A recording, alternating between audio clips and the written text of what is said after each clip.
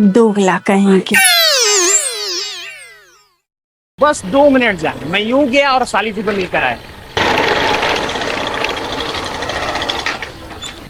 भौजी है नहीं, गैस ले आई नहीं। बाकी आज के बाद हमारा भोरे भोरे ना उठेगा, काहे कि हमार नींद खराब हो जाला। ज्यादा मूड खराब हो गई बात बड़ची, तो चिंता मत करी। हमार बहन आवत या ओकरा के देख ले, हम पूरा मूड फ्रेश हो जाए। का सचो में क्या भौजी, तहर बहन आवे तारी का? कहां बारी? जॉब पर आ गइल बिया, ओकरे के न राउत भैया जात रहन लावे। अब हमारे यह दिन रह गए कि घर के गैस सिलेंडर धोई हम, अब भौजी के बहन के लावे तो ये भैया। अगर लक्ष्मण को रहते हुए राम को काम करना पड़े तो लक्ष्मण को तो थूक चाट के मर जाना चाहिए। भौजी तो थूका है जमीन पर, हम चाट के मर जाए।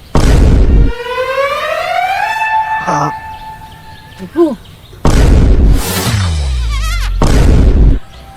पार्टनर, तुम्हारे साथ अनर्थ हो रहा है। अन्याय हो रहा है। हाँ, वही अन्याय हो रहा है।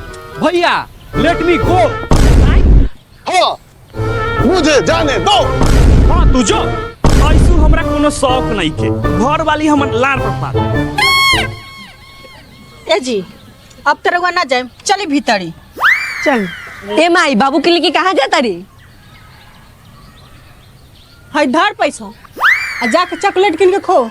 आज तोहरा बाप के स्पेशल क्लास लेता नहीं। चली। हे चाची, बियाई गई। आय, बकरी के बच्चा बिया वाला बारी। जल्दी चल, माई बोला बतारी। ठीक बा, चल चलो तानी।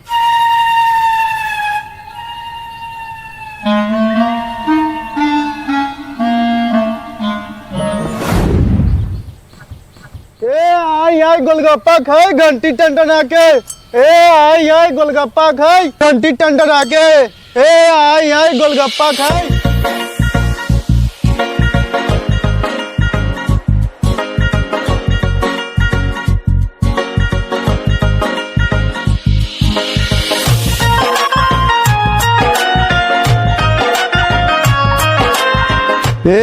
आई गोलगप्पा खाइए। आई गोलगप्पा खाई। आई गोलगप्पा खाई। आई गोलगप्पा खाई। 10 रुपया के कितना गोलगप्पा खिलावा तानी?